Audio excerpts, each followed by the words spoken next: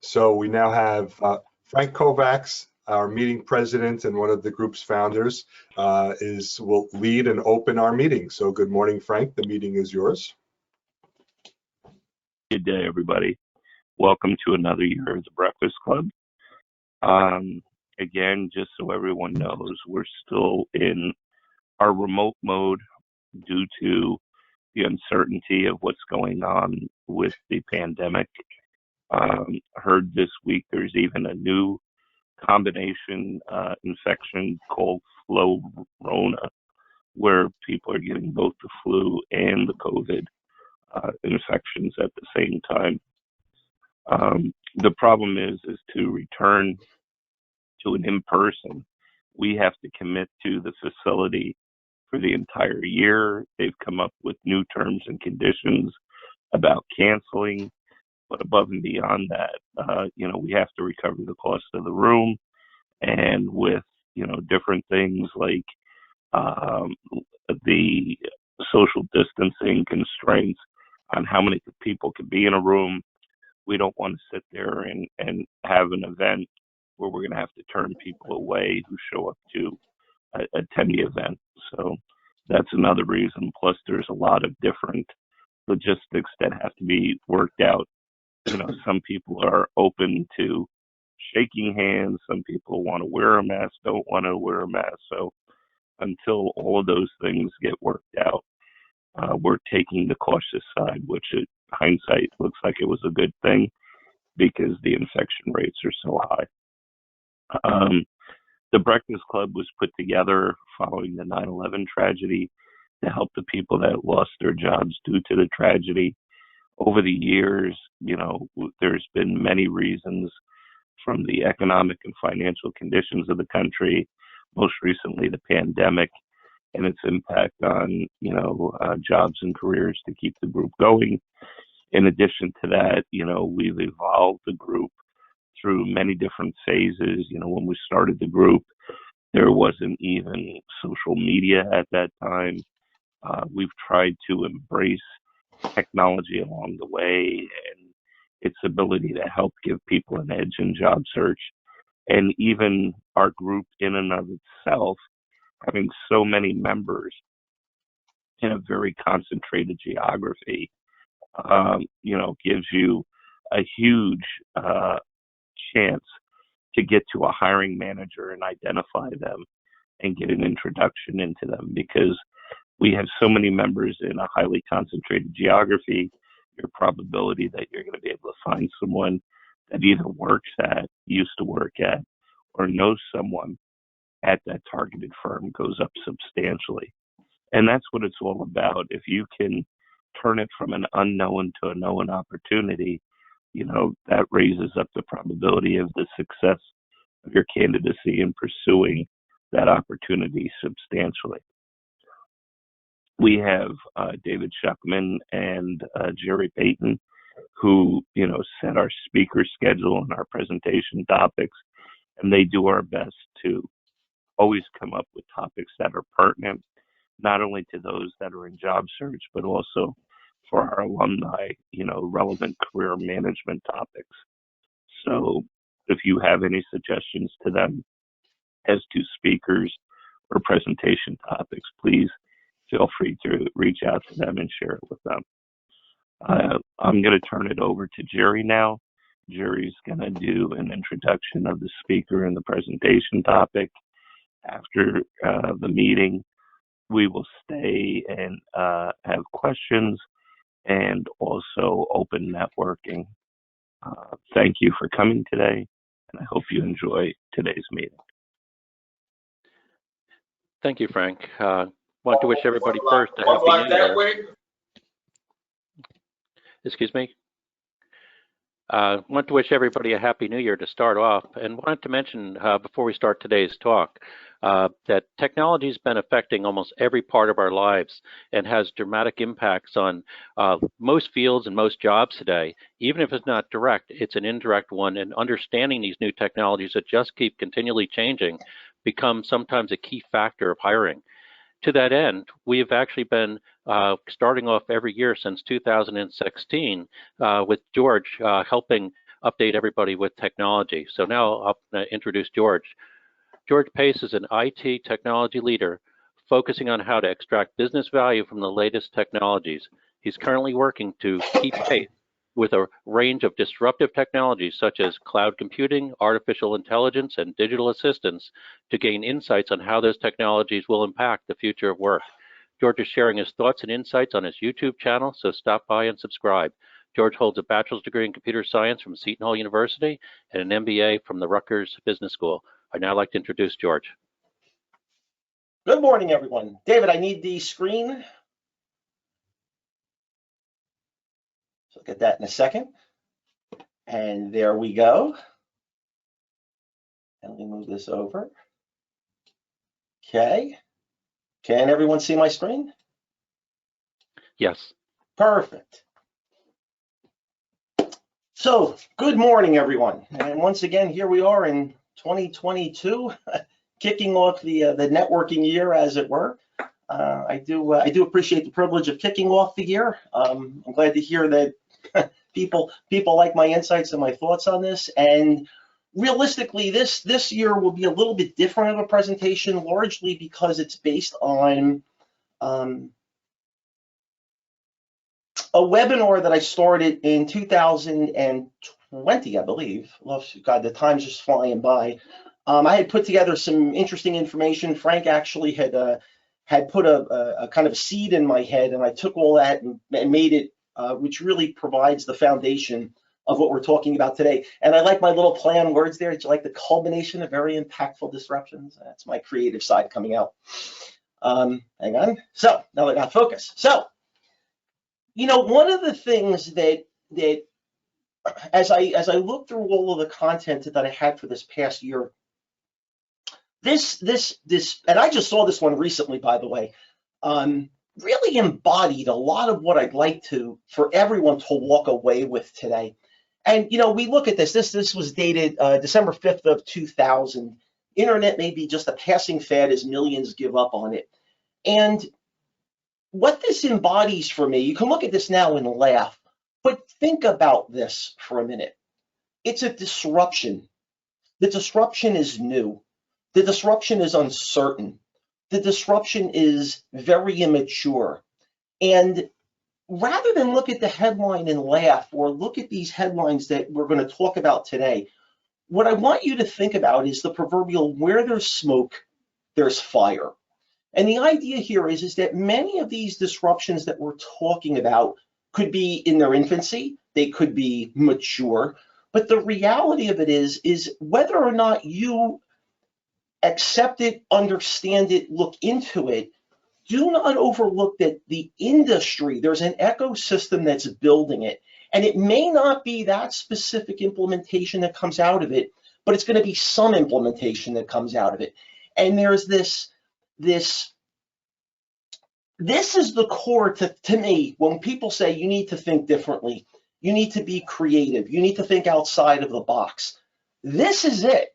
And I'll even go ahead a little bit quickly. In my webinars, this is what we do. We take these wow factor type articles and we build upon them. And we just don't look at the wow. We say, well, wait a minute, what's under the covers that we really care about? So today, if I had to summarize this whole deck, it's really about how do you embrace these disruptions? How do you understand these disruptions? And how do you start getting yourself more acclimated to these disruptions? So this is the kickoff. Now, another thing I wanted to share is that there's actually two stories that I want to share very quickly. And it gets down to currency of skills. It gets down to thought leadership. And what I did was I took two, and I will tell you who these people are. There's actually two Breakfast Club stories I want to summarize very quickly. The first is a value proposition.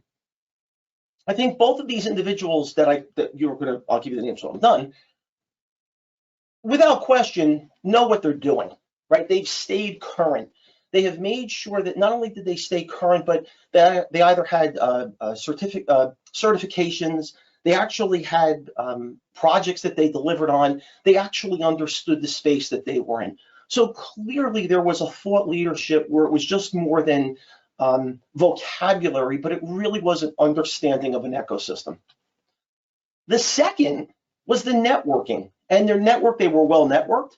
They understood the interview process from coming to the events like the Breakfast Club and really getting an understanding of what the interview was about, how to get networked, and in fact, get recommendations from within their network. So their networking value or cred was high. In terms of their time on the market, now COVID kind of stained this a little bit because the early days of COVID were a big uncertainty for everybody. But let's just say in the grand scheme of things, if we took that noise out, they were in the marketplace for a very short period of time. And the results of all of this was that they both got jobs. And I would argue that the jobs they ended up with were better or were more, let's just say better than the current job or the previous job that they had. Now, the real killer to this is if we get to the ages of these two individuals.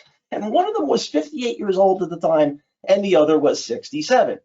And these two people are myself, I'm the 58-year-old guy, and Jerry Payton was the second one. And the idea here is if you listen to the narratives of isms out there, of ageism and thisism and thatism, it's about skills. It's about the value that you're bringing to the table. And as we go through this deck today, that's why I put this slide up. Understand, if you understand this, watch the gaps, watch the holes, watch the opportunities, because there's tons of it. And it doesn't matter about your age if you've got the skills and you've got all of these other pieces in place. So, my disclaimer for the deck. This is not a comfortable presentation. And it's not a comfortable presentation because I talk about change. I'm always talking about change, and change is disruptive, and change is uncomfortable, and I get it. But the fact of the matter is this line right here: your success is directly correlated to your ability to embrace disruption. This has been happening for a while. It's just now become cemented in our culture today. We're going to see disruptions. And I'd add to this, not like embrace disruptions, but I would also say, how do you understand what the disruption is about? And I've got numerous slides that talk to that. I got something to get there. Okay, fine. My favorite line, I came up with this, I don't know, 5 years ago. It's very easy to become technically old very quickly. This is not an age issue. This is a skills issue. And if you blink, if you're not keeping the proverbial eye on the prize, you can become technically obsoleted faster than you realize. George, if I could add something to that line.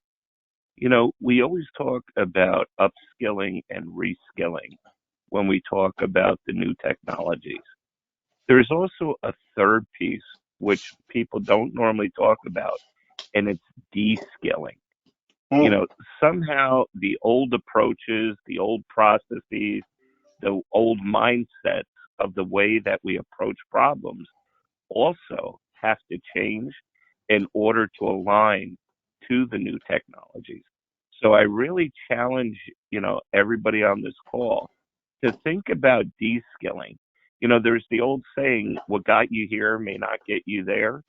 You know, de-skilling is that critical factor in there of change that needs to happen in how we approach things. Yeah, and the one thing, and thank you, Frank, and I've talked about this before, and I'll give you a real quick example of this. You know, for those of us that are in IT or have had to deal with an IT solution, we know that historically, when we've had our companies have had their own data centers, you've had a hot, right, where you've had to deploy to 2 locations and blah, blah, blah, blah, blah. If you take that exact same skill and you take it to the cloud, it becomes very expensive. And there's a reason it becomes expensive, because cloud is based on as you go, you pay as you go. And what you do is you learn that there is an essence of the skill, but how you apply that knowledge, or how you took what the purpose of that knowledge was, how you need to apply it to these new platforms. So basically the short of it is, if you try and bastardize what's new to make it or shoehorn it into an old way of thinking, you're going to fail every time. For those that haven't seen, as I looked at the membership, I think a large number of you have seen my pitches before. And I actually even tweaked this again.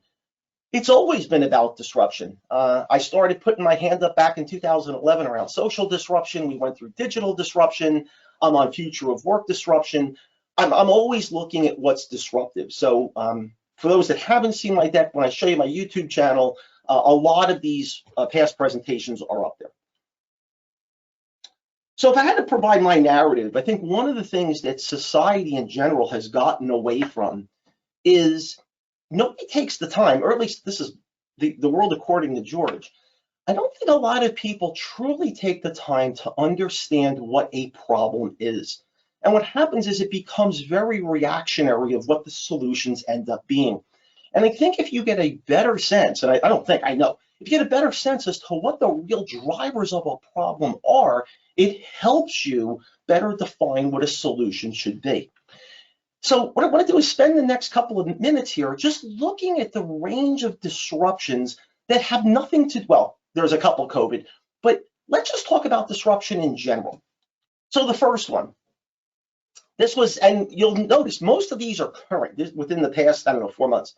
So the first, this was around November where they started talking about the current Omicron spike, which I guess I had back in the end of December.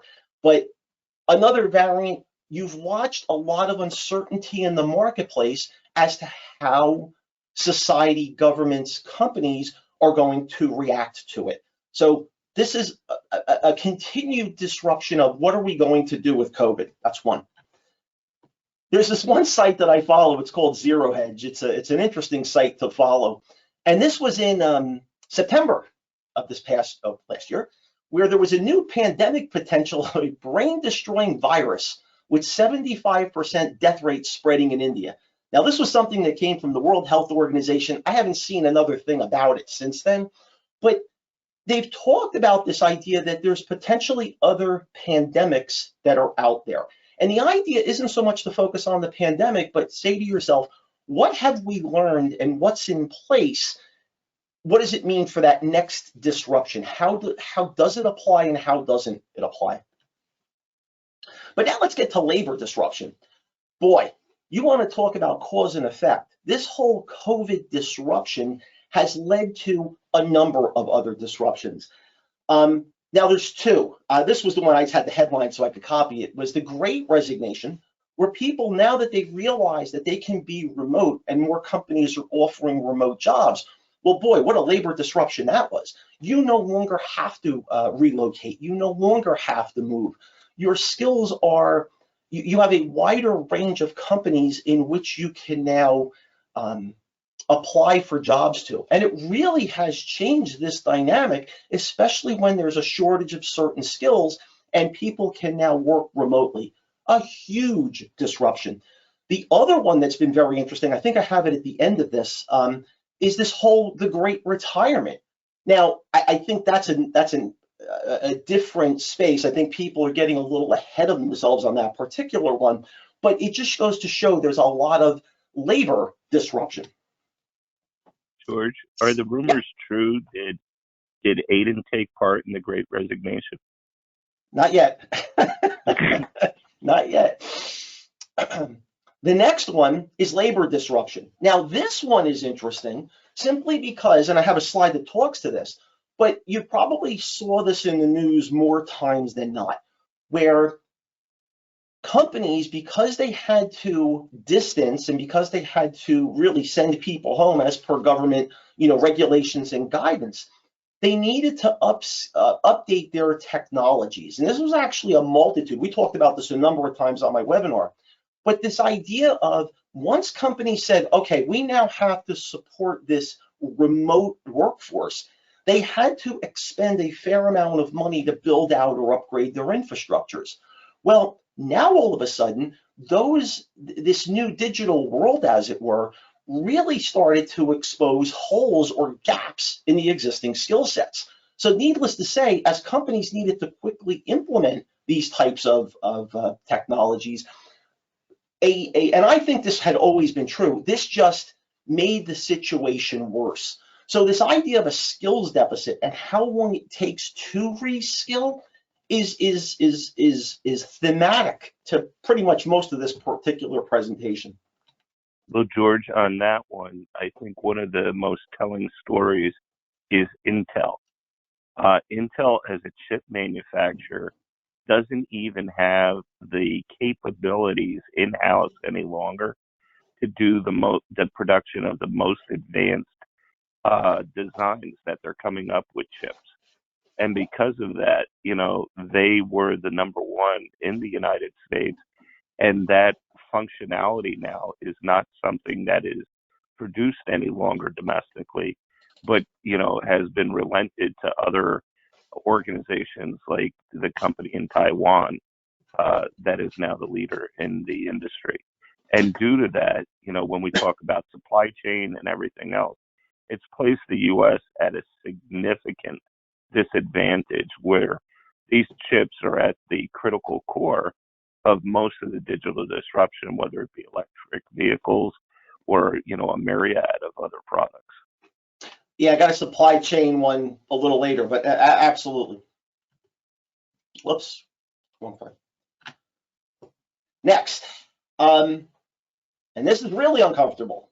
There's a financial crisis coming. I don't know how many of you follow this, but the U.S. government, for a significant period, well, not the federal government, I'm sorry, the Federal Reserve, sorry. The Federal Reserve has had what we'll call an easy money policy for quite some time. And if you follow the press, they're now trying to fight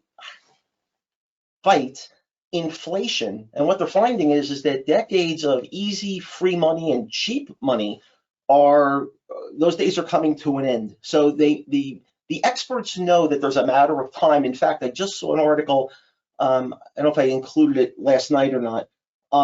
They just saw that consumer debt credit card debt in November, October, whatever it was, blew through the roof because now people had exhausted their savings and are starting to use credit again.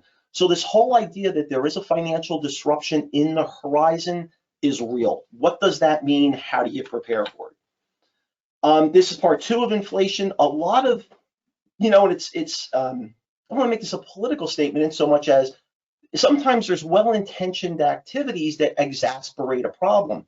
One of the challenges here is that not only did our supply chains break down and we found gaps in the supply chain, but as we're trying to come back to a new normal, governments are trying to come back to a new normal.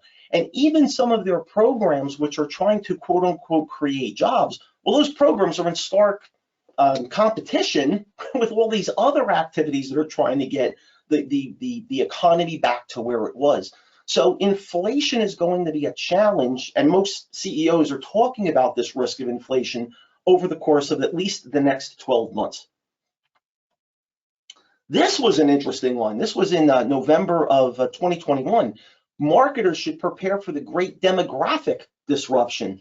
So as the lifespan for the world's population gets longer, how do advertisers respond? So again, what I'm trying to emphasize here is there's disruptions all around us, and we just can't be aware of one of them. We really need to understand the ecosystem as a whole. This one was actually in 2020, and I just like the title or the description underneath. In the next 10 years, key technologies will converge to completely disrupt the 5 foundational sectors: information, energy, food, transportation, and materials that underpin our global economy. We know these changes are coming. So if you ignore them, if you pretend they're not going to happen, or you only think you have a very short time left in the market before you retire, then you don't care so much. But if you want to be in the marketplace for 5 years or longer, these are the types of things you need to at least be aware of. Now, here's another challenging part. There are companies that we could call digitally mature. Well, if you want to use the old expression of the haves and the have-nots, these are the companies that embrace these technologies. They changed their cultures. They have reskilled their workforce, and they're now preparing for what's next. So as you can imagine, that gap, that divide is going to become greater, not less. And when we go back to the other one of those shortage of skills, it's things or opportunities like these, or the realities of these, is where there are opportunities, you just have to be aware of them. This was just another one where, again, it gets back to technology disruption. Was there anything on here? The introduction, scaling, and integration of revolution technologies into an economy is a dynamic, inherently disruptive process that both creates and destroys businesses, markets, and jobs. Disruption isn't new, right? We can go all the way back to the horse and buggy and the car. Disruption's not new. What's new is how quickly, or the timeline as to how quickly those disruptions happen. The last one, and this was fascinating as well. This was actually kind of a two-part tango. So for those that follow this, back in, I think it was November, Amazon was out for a day. And we'll go into the details of that. But what I didn't know is that Disney really has made their entire ecosystem of, when you visit the Disney parks, they leverage mobile devices heavily. And those mobile, the apps on those mobile devices run in the cloud. Well, even though Disney was quote unquote digital, what they didn't have was, or assume, was a backup plan for what happens when AWS has a significant outage. And the AWS outage this time was different than in times past. Now, the problem becomes, you've taken all of this time, investment, and change of thought to get to a certain point, and yet it still wasn't enough because you encountered the next disruption. So don't just think that if you get yourself to a point where you've learned enough, that necessarily means you're done. This is just ongoing. So, what does disruption defined really mean? Well, as we're seeing, anything and everything can be disrupted. And that disruption, there's no boundaries to it. It can be at a country, government, society, companies, individuals, healthcare, it doesn't matter. There is this disruption that companies are either going to have to deal with, or they're not going to be around much longer. I get this second one, and I wish I could make it better. Disruption is scary. Trust me, I get my questions. I look at some of this stuff, and I try and make sense of it, and don't think it all makes sense to me day one either. What I do know is that I have to find what the change is, what the key driver of the change is, and that's what I embrace. So this is, don't get caught up in the analysis or paralysis by analysis. You have to come to terms with this line. I get disruption is scary. You got to embrace it. There's no other way to do it. And I think the last one is, how do you keep pace in a disruptive world? And the other thing is, you really can't do it by yourself. There's just too much going on, and that's why I enjoy presenting my findings here at the Breakfast Club, because I know how much time it takes me. And even I can't keep up with all of it. So what this leads up to is, in 2020, I disrupted myself.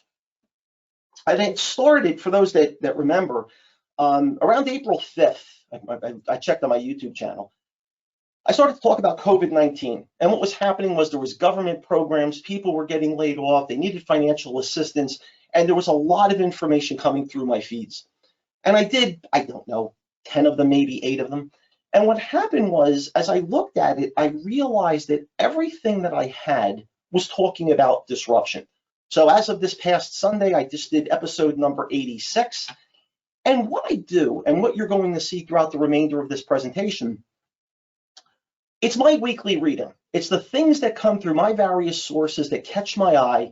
And it usually starts with what I like to call the wow factor. But when I look at the wow factor, I actually take time to look through the article to find out, where is the value in that article, or are there indicators in that article that are helping shape my thinking and what I need to learn. And what I did was, using previous presentations, I had kind of this future of work diagram. And for those that haven't seen this, you can go back on my YouTube channel. I have previous years on this. This was actually something that NASA came up with, this general format, but it was much more company-centric. And what I did was, I took this and made it centric to the individual. So it really just talks about all the different dynamics of the individual, society, business, and technology, and all the different interplays. Now, what I'm going to do today is again, I've done 86 of these. There's a lot of articles. Even if I think the average, if I had to guess, is at least 5 articles, probably over all of them. That would be 400 plus articles, which would be impossible for me to cover. So what you're going to get is an insight from some of these webinars. And what I'm going to do, just to show you, I'm going to talk about the insight, and then I'm going to show you the actual date that we talked about it in the webinar. So that's going to be the format. These slides actually came from the webinar. So what I did was I basically will talk about the insight and then point you to the article so that if you're interested, you can go back to that session and listen more about it. So the first thing I would say is that digital transformation is not only hard, it's risky. And one of the things to realize that I think is still a struggle for a number of companies is disruption isn't necessarily about a technology. A technology can be a part of it, but it's not all of it. And to Frank's earlier point about this idea of you have to embrace the change or you have to de-skill, you really have to be more aware than ever of what the company culture is. Is the company culture giving lip service to it? Is the company culture actually transforming and changing to embrace these digital transformations? Now, remember, there are people in executive positions that have gone through and they have muscle memory around command and control and, you know, the old pyramid of responsibility over time. These disruptions impact that. And for those that are part of empire building or whatever it is, this can really be a struggle. So one of the things to watch for as you look for your jobs, as you look for your next opportunity, I would really say focus on the culture and a laser focus on the culture. Because if you're walking in and you expect all of these things to happen, but they're only doing it as a facade, it's probably a warning sign. Now, there's 2 different articles or 2 different times, well, I've talked about this numerous times, but 2 that I wanted to highlight. The first was 86% of board directors deeming digital as having a transformational role in addressing strategic business priorities. And this is from Gartner. But if we come down to the bottom of this same article, and again, this was a Forbes.com article, 87% of digital transformation programs fail to meet their objectives. Another survey identified the #1 challenge facing digital transformation as an unspoken disagreement among top managers about goals. This is culture. This is about risk. This is about your quarterly numbers if you're a public company. There is so much that changes in a company. And if you think about it, the individuals at a higher level may not have experienced this at any point in their career. It's risky, it's uncomfortable, and it's new.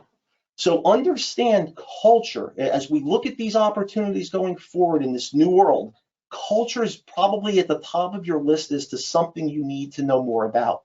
Now, the second one, which was in November of 2021, I really like this because your company is one disruption away from becoming irrelevant.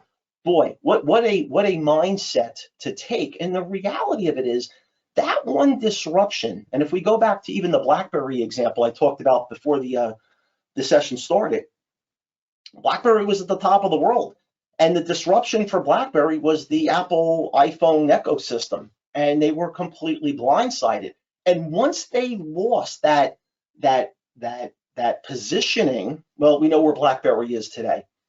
And this other one, when we talk about skills, opportunity, and all the other things we tend to talk about here, innovation is the solution, yet we know that companies struggle with innovation. Experts estimate innovation failure at somewhere between 75 and 95%. As an innovative, from this article, I often see it on the higher side, innovation is critical to business survival. This gets back to culture. This is about risk. This is about, everyone thinks that, oh, we're going to press the magic innovation button and we're magically innovative.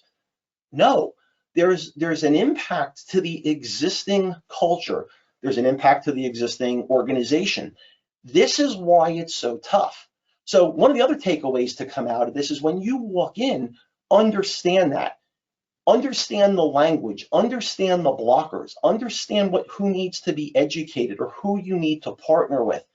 If there's nothing else out of this whole deck, even these 2 slides to me are critical because it helps set your expectations as you look for your next opportunity.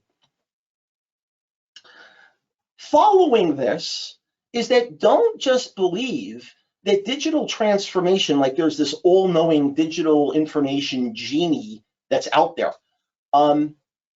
If you don't have that structure, framework, goals in place to say, well, not only are we introducing the transformation, but here's all the aspects of our business that are going to change. This is where you get into this idea of, are they doing it as a reactionary step, or are they truly doing this from a strategic perspective? So to me, these 2 points alone on an interview, if you're looking to ask an insightful question, these are going to be really insightful questions where you can say, look, I understand that transformations are very impactful. Can you tell me how your organization is changing structurally to really make sure that these transformations are successful? Boy, you want to talk about an insightful, probing question. You're not going to get one much more insightful than that. One of the other things about when we talk about not well understood is this idea that there's a lot of myths that are out there. And this came from a CIO.com article. And I really liked, again, if we just talk about these at a high level, that digital disruption is primarily a technology issue. Digital disruption will cure an ailing enterprise. Digital disruption requires starting over from scratch. You know, as you list these, there are people that believe this. Right there, and this is why when you enter into these projects, which is really why this became the 3rd piece I wanted to talk about, it's this understanding. It's this, how do you embrace change? It's when that disruption happens, how do you get past the panic? So you're starting to see a trend across these, what is this? This is my 3rd or 2nd insight, I'm sorry, 2nd insight, where you're starting to see that, boy, is change scary and risky. But if you don't understand what it truly means to have your organization change, it becomes that much harder. Now, when I was growing up, I used to hear this whole idea of, well, we're a fast follower. And the idea of the fast follower was, let somebody else take on the risk. And once they've figured out the risk, you know, we'll follow behind and pick up on all of those best practices. And what I would suggest is this is probably a bad idea. And it's a bad idea from the following perspective. And I'm going to go back to that de-skilling piece that Frank had mentioned. You do learn things from experimentation. As I like to have said years ago, I've had good bosses and I've had bad bosses. And I've learned what to do, and I've also learned what not to do. And I would take that same thinking and apply it here, that experimentation is okay as long as a company, as part of their culture, understands what failure means. Failure is not always bad. Unfortunately, there are some companies that consider failure to be bad. So this idea of, well, we'll let somebody else handle the risk and then we'll come in and just, be successful, you've lost the first, what is it called, the first market mover positioning. It's not necessarily a good idea. That's my insights on this. And this was, I'm sorry, is this the right? Right. So, this is from a McKinsey article that I saw not too long ago. And this embodies a whole bunch of other stuff. If you look over this, period of time from 2009 to 2017, it went from maybe 5 to 15%. And there was some of this fast follower thinking that could have worked early on. But once COVID hit, this line as to how quickly things changed, if you wanted to become the fast follower, it's a hell of a lot harder to try and catch up when the line is this steep versus the line being that steep. So this idea of waiting, this idea that you can put something off, just come back to this slide and look at that bolt. And we're going to get back to what does this mean from a time perspective, but just understand the faster the market moves, if you're not staying in lockstep, this is not a good idea.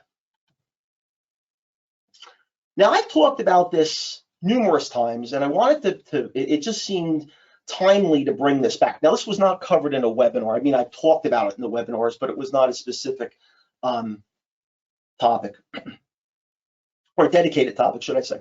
So what I want to do is let's just take a 15-week class. I mean, we can make this any time periods we want, but let's just take a 15-week class.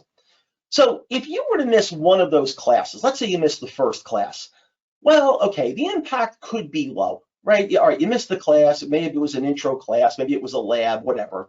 And your catch-up effort, depending on where you are and the type of class it was, let's say that your catch-up effort was low or a little bit of work.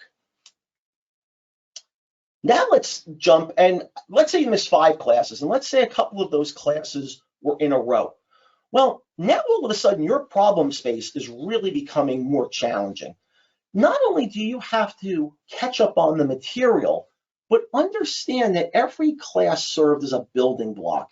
And this idea that you're not only going to catch up on the information and then the insights to that class, this is where the problem space starts.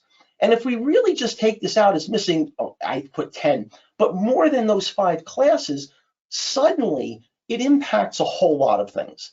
It's impacting your time. It's impacting the money that you spent. You're not getting the full value out of it. And what's happening is that the market is continuing to move. They're continuing to build. So it's build, build, build, build, build, much like a 401k, right? If you put in $100 when you're 25, it's a heck of a lot different than $100 at age 50. So this general idea of allocating those 30 minutes a day, which I've talked about for however many years it's been now, this is what it gets back to. And if we take it back to that Forbes article previously where that, that line went up on a higher angle, this is how, at least for myself, I've been able to keep up because I've had that foundational work in place. As that line goes up, I can't possibly gather or stay on top of all of it, but it's helping me to pick out those pieces that are at least key and build upon my existing foundation. So think of your skills as a 401k. Skills, and skills is kind of an interesting piece. I think skills will change over time. I think what got the skill there, as I brought up with the cloud example earlier, I think the thematic approach of what you're trying to do remains fairly consistent, but how you do it changes. So now, as you watch this unfold, so now we know it's risky. People don't necessarily have goals. They don't necessarily have a clear understanding of what transformation means. And then we found this one about there was no common disruption vocabulary. Now, I've seen this happen in a couple of different ways. I knew one example, and I'll use Agile because Agile seems to be one of my favorite examples. Boy, have I seen people bastardize what Agile is. I've seen people think that Agile means that you no longer need business requirements, where I don't know where that one came from, but that's one. I've seen people take variations of Agile and implement their approach or their insights to what Agile means. And what happens is that really puts the company in an interesting position because people from the outside, when they come in, say, well, wait a minute, you got the wrong thing. That's one. I see Frank, Preach George. Again, my favorite one on Agile is no business requirements. I just sit there dumbfounded on that. Now, this particular one was December 19th. Again, this was a fairly recent one from hbr.org.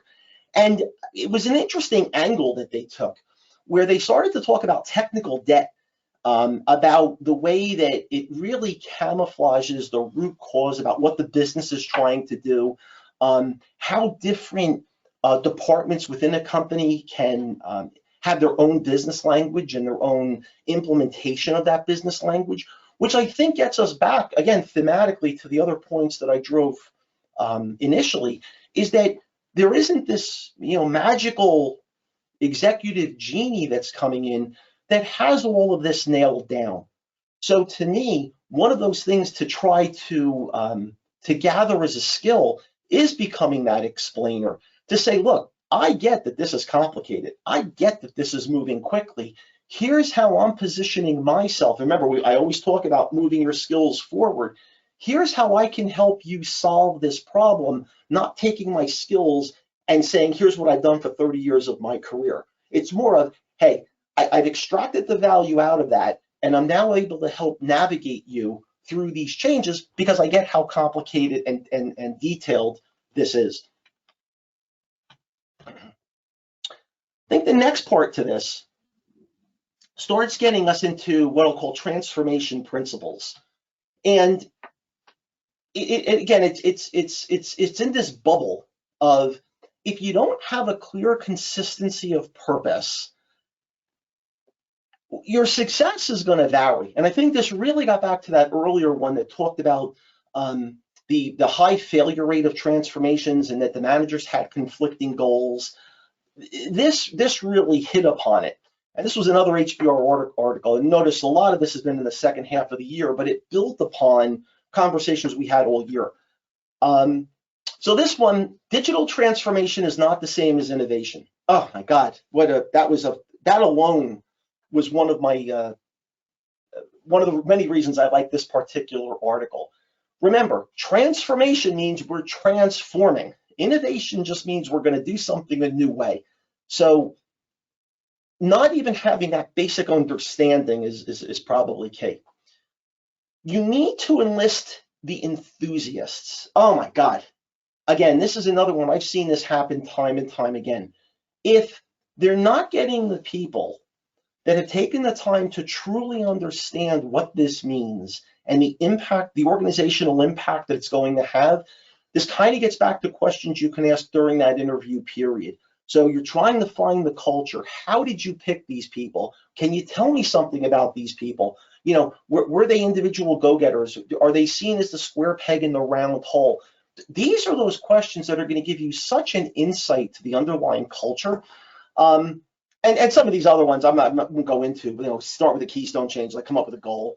And reimagining the enterprise, that's what transformation is. And once you realize that reimagining any company is fraught with risks, it's a threat to those that are in command and control, all of this starts making clear sense as to, wait, here's what I need to do to begin to align myself or better position myself so I know either the companies that I do want to go to because they're going to be more transformational in their thinking, or companies that I want to avoid. Oh, this is my favorite. Just because things were working before a disruption doesn't mean they weren't broken. You know, this really gets us to supply chain. And somebody once upon a long time ago said this to me. Oh, I just saw something. Is everybody seeing the presentation? I'm just ping. I just saw Elizabeth said she wasn't seeing the presentation. Everyone seeing the presentation? The slides are being projected, George. I see it. Oh, okay, thank you. I see it as well, George. Not sure why some other people may not be at this time. Okay, I just want to double check. This is the supply chain. And I remember early in my career, somebody says to me, you know, George, you've got a good idea, but the individual doesn't see it as being broken. And it was so obvious to me that it was broken. It just wasn't right. But supply chain. George? Yeah. George, I would suggest that it's not necessarily broken, but it could become technologically obsolete. It could continue to function as it was intended. You could have a Nokia phone from, you know, one of the original ones. It could still work. But if you're comparing that to a 5G phone, you know, it's technologically obsolete. And that's fair. But I'm just looking for a pithy soundbite here. But, you know, just realize that there's probably opportunities to improve things. And the real key is who's doing the risk analysis on this. And proving that to somebody can be challenging. And where this gets us, am I the wrong one? Is our supply chain. Now, I actually talked about this. This has been a common, for those that have attended the webinar, this has been a common theme, only because it's been so vast in terms of the numbers of things that it touched on. This one, I think, provided most of what we could talk about in terms of supply chain, but I like the title. Everywhere you look, the global supply chain is a mess. The first challenge was, when everybody started to say, well, we're going to send everybody home, social distance, blah, blah, blah, blah, blah. Nobody really understood what the downstream impact was going to be. That companies now said, well, wait a minute, here's the amount of materials we produce these goods, we have to cut back on it. And as you started shutting things down, the unfortunate reality was you just don't snap your fingers and have everything start back up. So that was problem number one. Then we started to hit the container shortages, because once you started to spin everything up and now you're trying to re-energize everything, there was a container shortage, there was winter weather problems, there was the factory fire over in a Japanese fab. Since we've outsourced a fair amount of that to other countries, you're now seeing a number of US-based initiatives to resource some of the chip manufacturing locally. The unfortunate reality takes about, 3 years-ish, 2 to 3 years-ish to build a new fab, because they have to be clean, they have to have, all of these design requirements, and building it. It's just not something you can turn on a dime. There was the blocking of the Suez Canal. If you want a job, as far as I'm concerned, if you want to get into a space where you could probably find work until you retire, right now I think supply chain is easily going to be a 5-year exercise, just because there was that many things that were broken. So, one of the things you want to take away from this is be able to ask questions as to, has anybody taken a look recently about the risks in a pipeline? Doesn't necessarily have to be supply chain, but I think being much more sensitive to say, if we have a disruption, how is our pipeline impacted? That's really the takeaway from the supply chain. Number 7, this has been, and I know a number of people have created presentations around this. Remote communication has become the new thing. And it's both your work persona and your personal network. Now, I can tell you from myself, where I'm working right now, I've been remote for the past 18 months. I'm actually going to meet my team members in another 2 weeks. But leveraging things like Teams has been, for me, not a problem, only because I'm used to this medium. Being able to through the webinars and my videos and everything that I've done, it became very natural for me. For other individuals, this has become a new skill that they've had to learn, and not only understand the tools, but now understand how to best leverage those tools. On a personal note, I now have regular conversations. In fact, there's one individual, we talk pretty much every Sunday for an hour, and it's a catch up. It's what are we doing? It's what are we seeing? So I've been working fairly consistently on making sure that my networks are as current as they can be in a remote setting. It's not easy to do. It takes work. But what I would say to you is that all of these pieces that we're in here, in terms of, there's a restlessness, right? There was a change, and with change comes uneasiness. I get it. But the ability to have a whiteboard, the ability to pop into somebody's office, those dynamics change just because of the nature of the beast. So what I would say to you is understanding your digital persona. And I don't think personally, on a completely side note, I'm not still a believer in this whole metaverse thing that Facebook is pushing, because it's Second Life all over again. But I think if we follow where there's smoke, there's fire. This idea of working remote, networking with people via these tools, is something that you should probably work on. It's like the most important skill I think you could have. Inflation, I already talked about this. I don't want to put a whole lot, but let's just get to a realization that there's a financial shock that's going to be coming. Be it salary, this particular one talked about the European unions and what they're going to be asking for in terms of salaries, and what's going to happen. Supply chain bottlenecks, supply demand there. So understand that inflation is going to be a thing. It's not clear to me at the moment, unless we go back and look at the 70s of stagflation, what the true impact is going to be on companies and jobs, it's just something to keep an eye out for. Yeah, I just saw Jim. Yeah, you're going to get this, right? It's about Jim saying, I don't know about everyone else, but I get asked in every interview about my experience working remotely. It's the new normal. Oh, excuse me, George. Yeah. Alex has a question as well. Sure. And Alex, if you want to ask that question, you're welcome to, or I can read go ahead, it for Alex. you. Yeah, George, again, I'm looking, first of all, I absolutely love your presentation. It's not the first one I listened to, but I'm looking at this from a total different angle. I'm always looking at it from a job seeker's angle.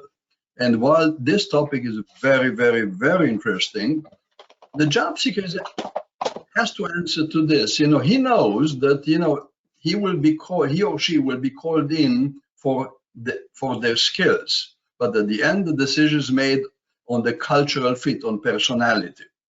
So I'm interested in your answer to that.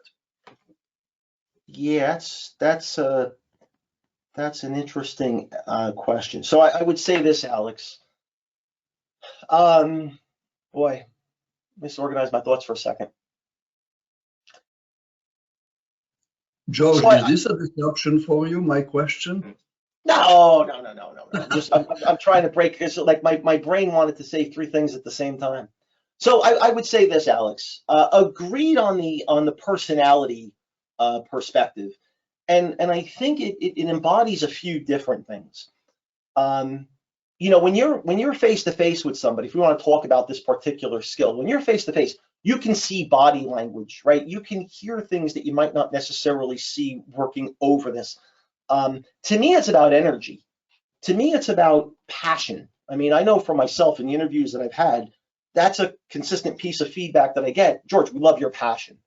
And I think it's really a combination of things. I see this medium, as an example, as another distribution mechanism. So a blog is a distribution mechanism. Video is a distribution mechanism. A webinar or these types of interactive moments is a distribution. And me being comfortable, I mean, at the end of the day, I'm sure you all have the same problem, right? If you're looking at your camera right now, that's an inanimate object. It's expressionless. You're not getting any real live feedback. And I'm not necessarily able to see anybody's faces. So if I were in front of the Breakfast Club right now and we were live or in person, I would be able to change my demeanor based on what I'm seeing in the room. You don't always have that opportunity.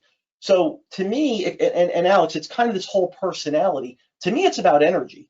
To me, it's about, are you projecting that confidence through an inanimate device, which I'll tell you already is hard. I mean, it's taken me, not that it's taken me a while, but I had to get myself mentally ready to have that conversation.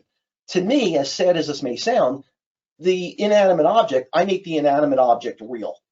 So I let my personality come out simply because I just learned to do that. So I don't think the personality aspect and the working well with others aspect changes. I think you need to understand how to communicate to an inanimate object to real people that are on the other end of the conversation. I'd say it that way.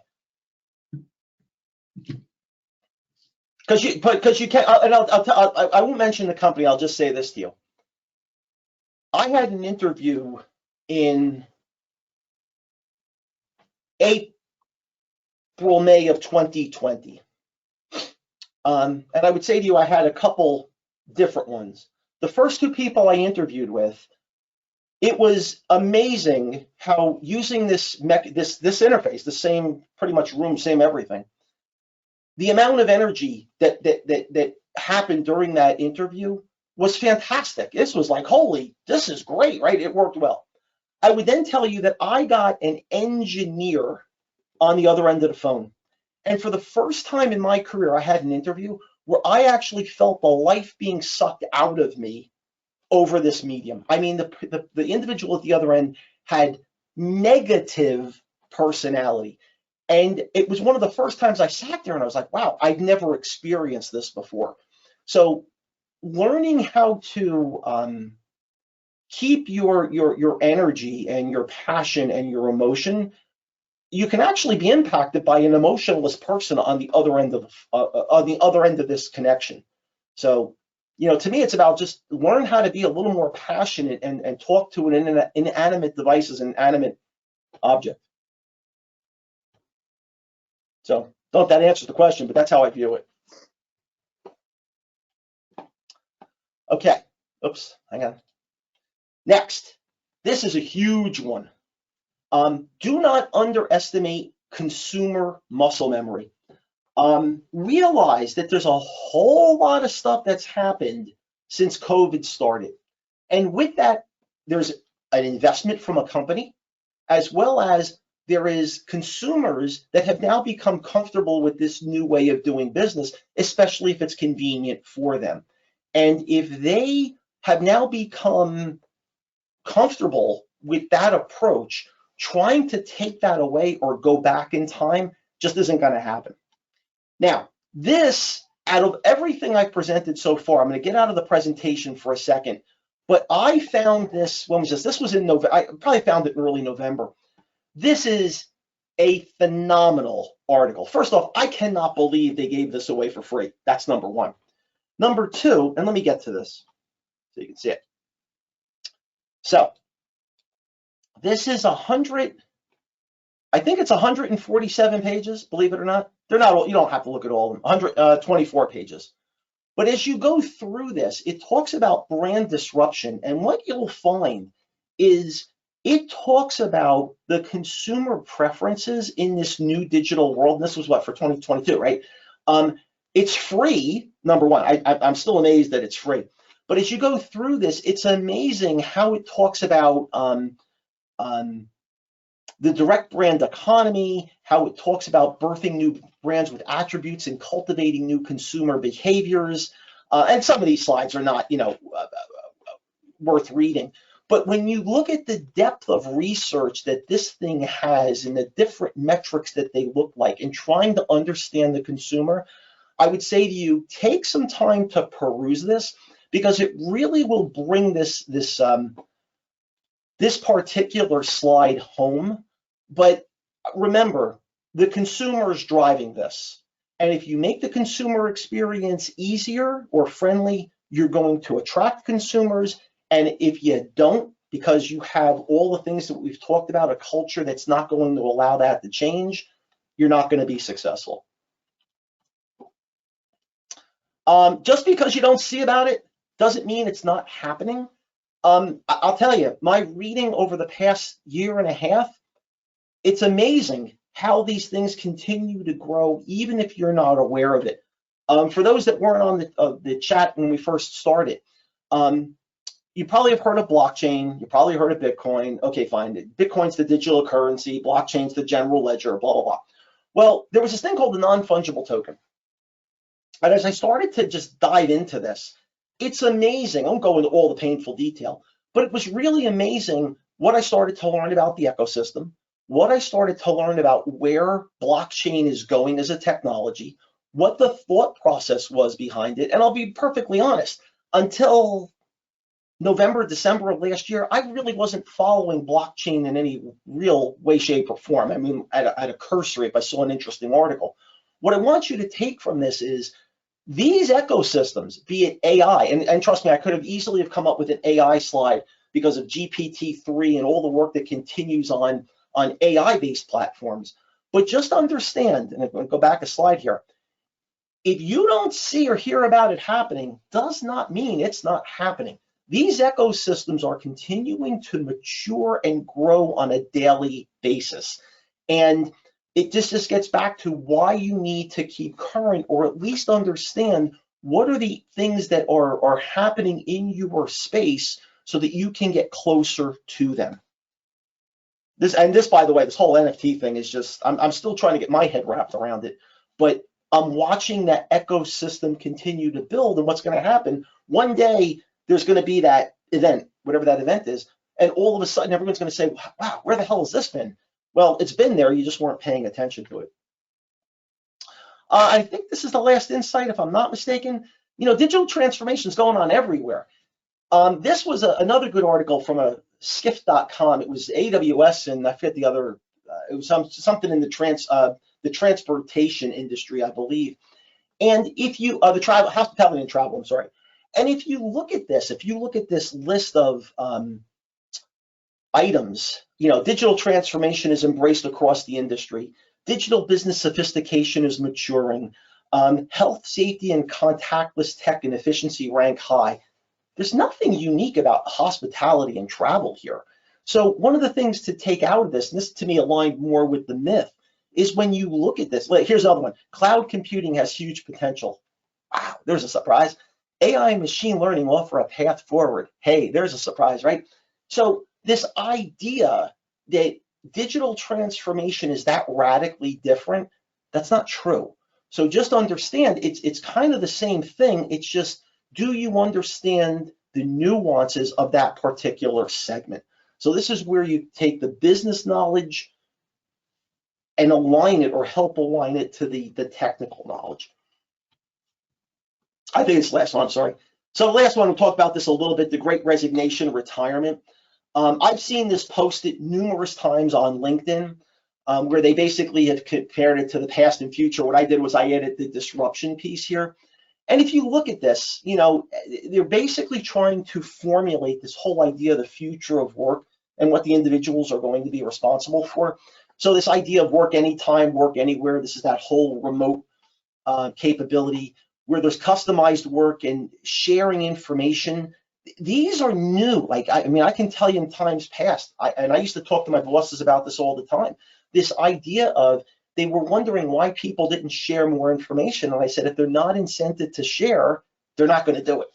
And then, collaborative technologies, adaptive learning, these are those types of skills. Those are those types of capabilities that you need to be thinking of as we move forward. Oh, this was the other one. And again, this was from Zero Hedge. I just added this last night. What I liked here is they're showing that people are now, one of the problems with this inability to find people and skills is that the average American worker believes they are more likely than not to retire by the age of 62. Now, of course, I think the reality of this is, the more difficult question is how households will go about financing early retirement plans now that the windfalls, meaning the market, are less plentiful. And the other piece to really think about here is the most likely outcome is that saving more out of work income will prove too arduous. So they're going to have to cut back. And if they cut back, that impacts the economy. So when we talk about disruptions and understanding not only the disruptions, but that the other ecosystems or the other things that it will touch, this is why you have to just make sure you're reading 30 minutes a day. So covered a lot. How do we make this actionable? A couple of things. And I was joking with a few people when I first put this presentation together. This was one of the first things that came to mind, is having just a basic process flow for how you process disruptions in general. The outside mechanism is always my time, and this thing is moving very quickly. But really just being able to identify disruptions that are in your sector, being able to not only identify them, but quantify what it's going to disrupt. Well, how deep and wide is this thing? The next step is start identifying the gaps, because if you can identify the gaps and you can start focusing on this, this is during that whole interview process where you can start having this insightful conversation, should I say, and then for those companies, they either invest in the new changes, and if the culture allows it, that becomes the new normal. So this is utopian in a sense, but if you can get your thinking wrapped around this, to me, this is just simple stuff, right? This is how disruption normally, or how disruption should go. But as we've seen, some of this, evolve the new normal is where this breaks down. What I would say for those looking to, find out what skills they need, and on the interview process, understanding at least these first three circles are the thing you have control over. And, I get back to this whole skill set timeline, invest 30 minutes. And this was just an idea I fleshed out. I wish I had a little more time to flesh this out, but I would really, again, this is the hard love here. I think there's a green zone for your skills. I'll arbitrarily make it, I don't know, maybe 6 to 10 months. Maybe it's less than a year. As long as you're learning something new on a daily basis or at least a weekly basis, and you're proactive in understanding some of this, you're great. Once you stop and you start settling in, and this happens unfortunately within operation areas, right? Operations is not about disruption. Operations is here and now. You start getting into the yellow zone and the red zone on your skills relatively quickly. And I'm not suggesting 6, 12, 18, 24 months. You have to figure out what's comfortable for you.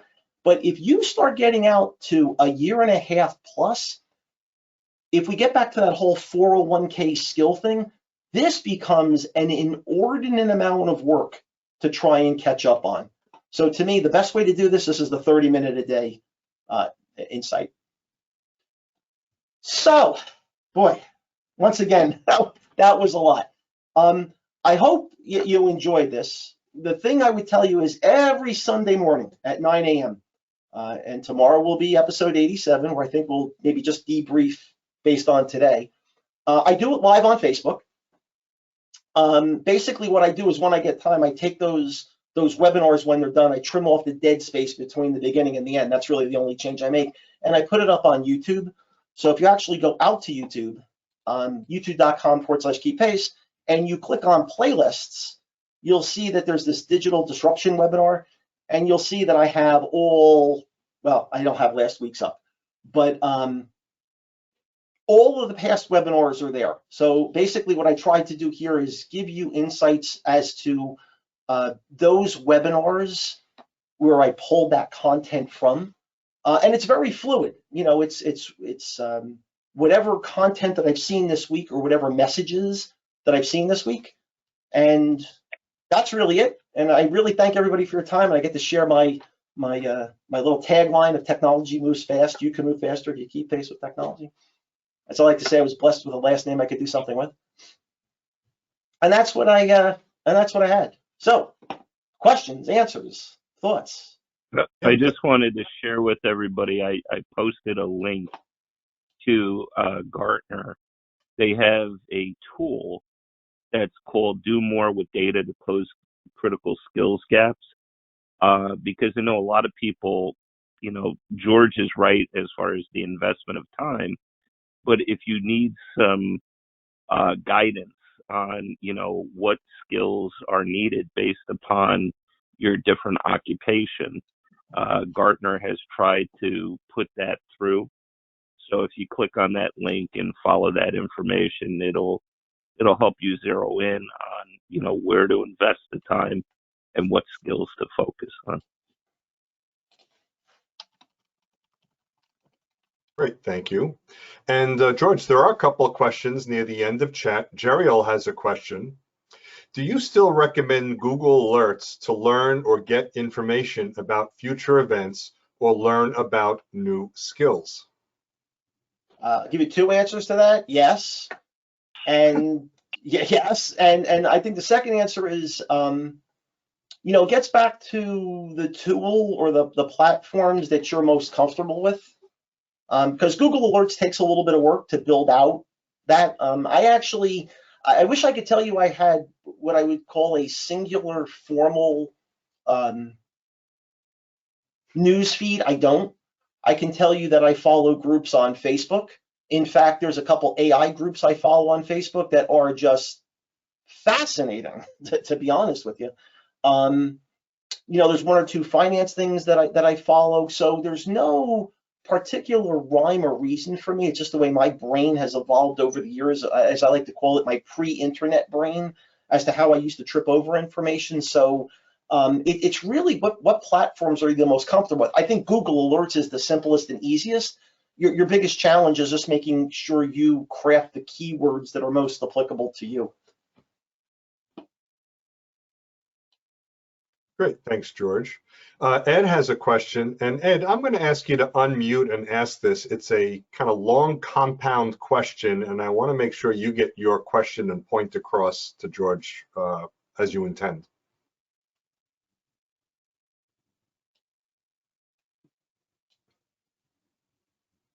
What time was it?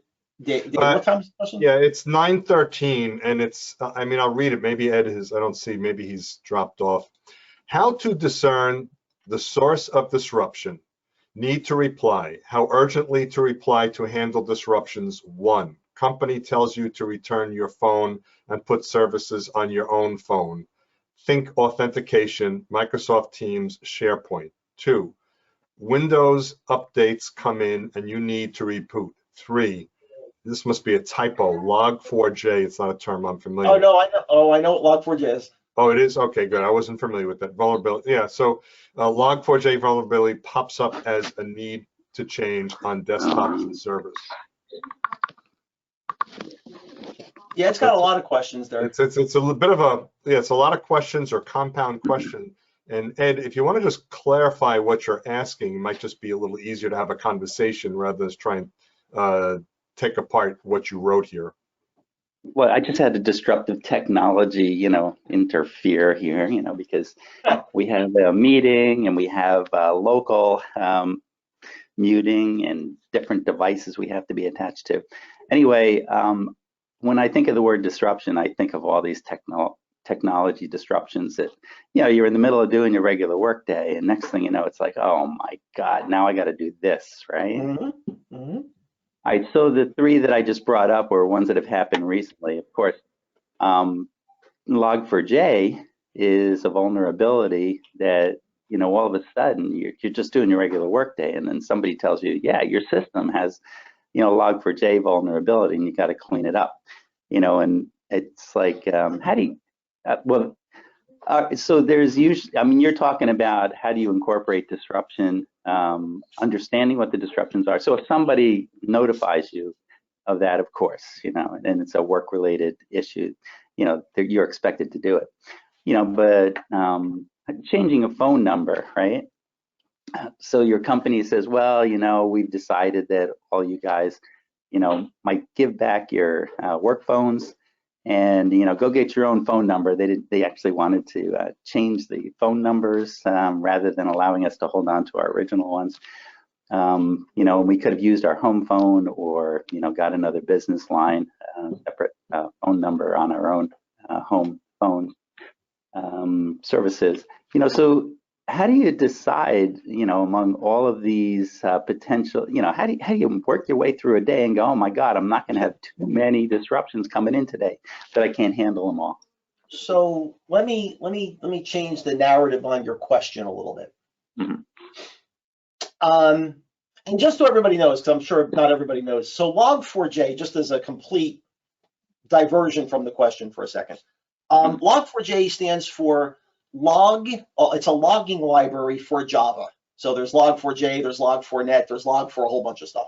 And it's actually a fairly well-known open source project that allows web-based applications to have multiple instances running, and there's challenges of multiple instances running and writing to the same log file. So Log4j is built to do that. In fact, Log4j is a de facto industry standard as far as I'm concerned. And running the open source office at Prudential back in the day, I'm very well versed with Log4j. The vulnerability here, and again, I'll answer these now kind of in some reverse order. The Log4j vulnerability really exposes how well a company understood what you can and can't, what you should and shouldn't do with open source. So at the end of the day, Log4j really fits into how do you source things, how do you effectively scan them, and more importantly, what do your DevOps pipelines look like? Because if you have an appropriately vetted DevOps pipeline, this Log4j vulnerability was a non-event. If, however, your company did it haphazardly, shall we say, and you didn't necessarily have all the controls in place, then Log4j was the proverbial pain in the ass. So I think one of those questions becomes, when you're looking at your company, how well have they put processes in place to mitigate risks? And when it comes to open source, I mean, my God, when I saw Log4j, I just let this vulnerability, I laughed to myself, largely because, if you don't have a track as to the number of locations that, if you don't have a formal program in place, I'll say it this way, it was just a sourcing issue at the end of the day. Now, people could make it more than that, but it was a sourcing issue. I think there's this other concept of what disruptions can you control that are driven by your company versus disruptions from an industry. And what I would say is, when it comes to company disruptions, like, do updates and all that other stuff, there's not a whole lot you can do because you don't really have a whole lot of control around that. What I would say is, understand, and this has kind of been, I think, my mantra for a while, whatever space you happen to be in, and let's just say finance as an example. What are the drivers right now for finance? I would say to you, digital cryptocurrencies becomes a topic. I would say artificial intelligence becomes a topic. I would say, I don't know, there's probably a third there. And once I've identified those three, I now have my starting points for how I navigate through those disruptions, because I know I'm in finance and I know that those are the major disruptors. Probably not all of them, but those are the major disruptors, right? Maybe if I were in banking, I'd have to understand the impact of virtual banking, just to throw that out there. So now that you've come up with what I'll call the coarse-grained or the major disruptors, this is where you go out to Google Alerts. This is where you start getting your feeds so that you can get a better understanding of what those things mean. To me, that's the starting journey, because once you start reading these articles, I'm sure between cookies that are stored on your desktop and whatever knowledge Google has about you, you start to see more articles of that ilk. So to me, the question kind of breaks down into what do you have control over versus what you don't have control over. Most of what I focus on is the thing I have control on. So I don't know if that answers it, but that's really how all of this has started for me. It's always about, what do I need to know? And I start with vocabulary, and then where does vocabulary take me? Does vocabulary take me, I'll give you a perfect example, big data back in the day. I understood Hadoop, I understood how it worked, I understand more or less what the value prop was of big data, but I was never drawn into it. I knew enough about it to say, got it, okay, fine, it's there, next. There's other things I look at, like AI being one of them, where I'm like, nah, this thing's got legs on it, and I probably need to follow this at a different level. So again, this is a learned skill I've had from doing this from 35 plus years, where I can instantly shred it apart, but that's where you would start. So, but what do you have control over? What don't you have control over? That's where I start. Great, thanks, George. And there's a question from Charles, and I see also Frank posted right after Charles' question and answer, but I guess we'll pose it to you as well. Sure. Any particular publications you'd recommend for staying updated? And there is in chat a link from Frank, it's at 9:20, of Aspen Institute. There's a publication there. If anyone wants to download the chat, you can. So George, any publications you'd recommend for staying updated? And I know that's a little bit of a loaded question for you because you read so much. If I had to give you one, I would tell you that, and again, I gave this one out, 8 years ago, I think, 9 years ago. And to your point, David, I do read a lot. I would say to you that McKinsey, let me see if I can get it up here really quick. Where am I here?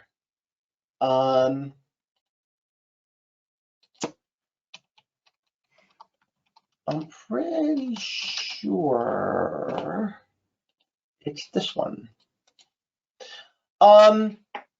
If you search around, I don't know exactly where it is, but McKinsey has this free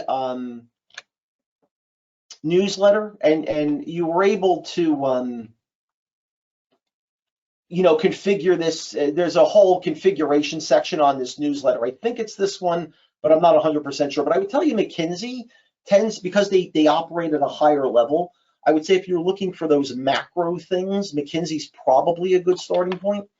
But again, you learn, once you start embracing this, you'll find that it probably takes you the better part of, I would say, about 12 weeks probably, to start getting your feel as to, getting exposure as to what, you learn to click a lot. Let me say it this way. If you learn to start reading these and start clicking through the articles, you're going to start finding those things that are good. I actually like Zero Hedge. I mean, I know the guy can be a little political from time to time, and he kind of makes a little side.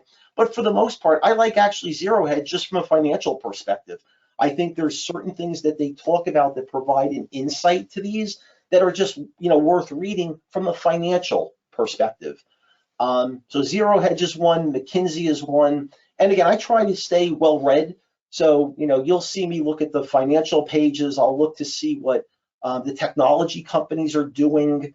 So that's really my starting point. But again, only because over the years, LinkedIn has become a great source for me because the people I have followed over time post good stuff.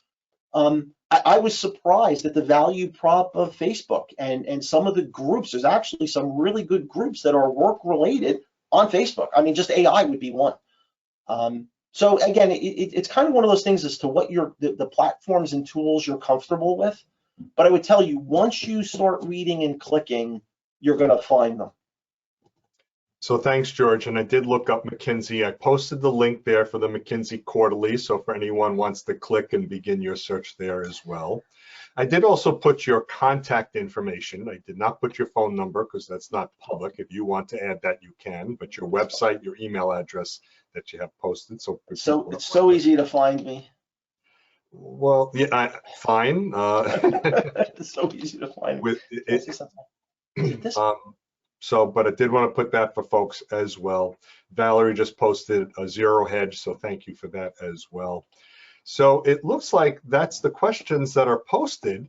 And so folks, thank you very much for engaging with George as much as he was engaging to us. George, you always have great insight, so certainly appreciate very much your presentation and participation. And Frank, before we wrap up, do you have any last comments or questions for us as well?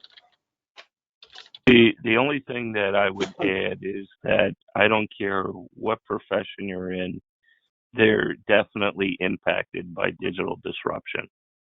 And you're only doing yourself a favor to sit there and really spend some time on, doing some self-assessment, identifying which of these digital technologies are impacting you, and then building additional knowledge around them and competency.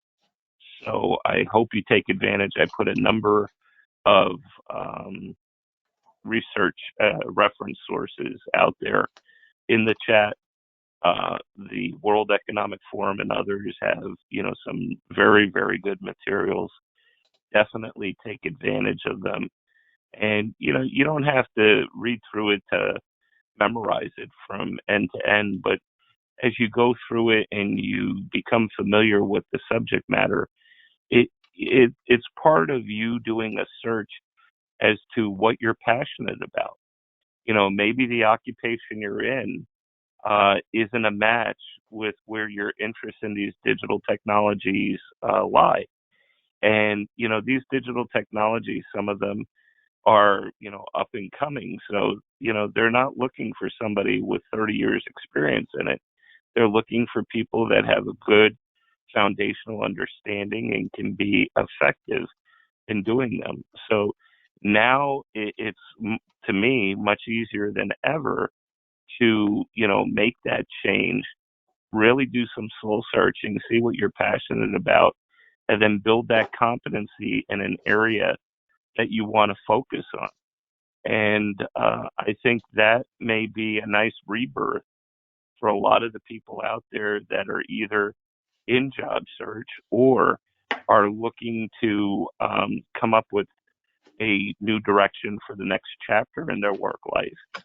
And the other thing is, I've talked about it previously, all of these different gig talent platforms.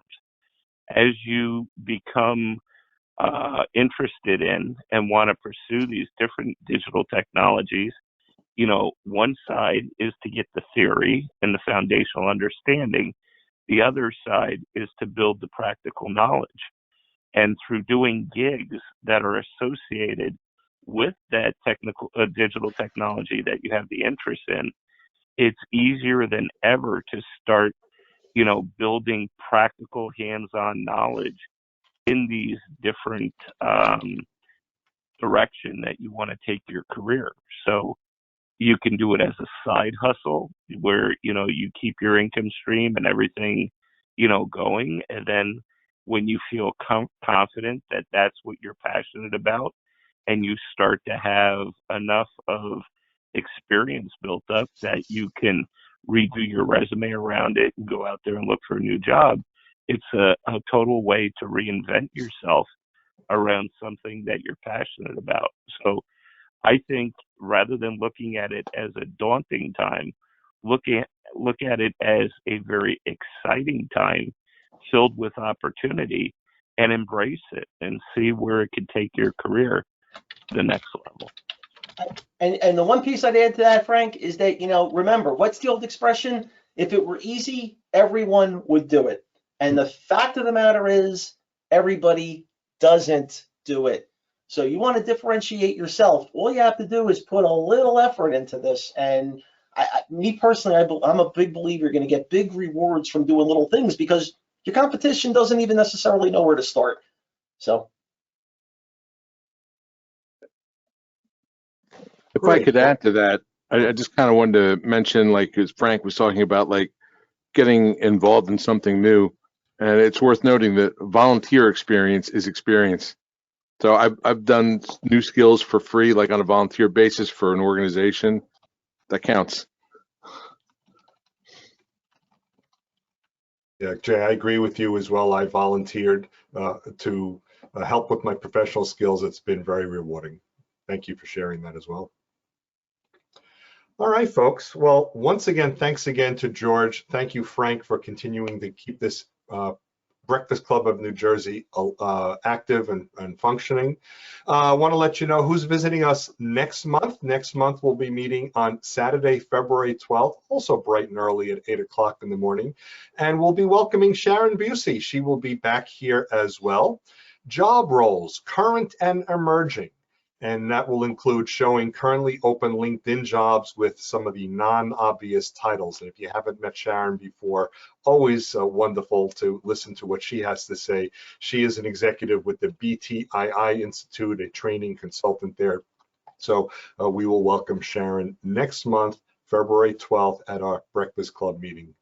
And so with that, I will simply say thank you, everyone. And we hope to see you all very soon, at the either virtual or in person.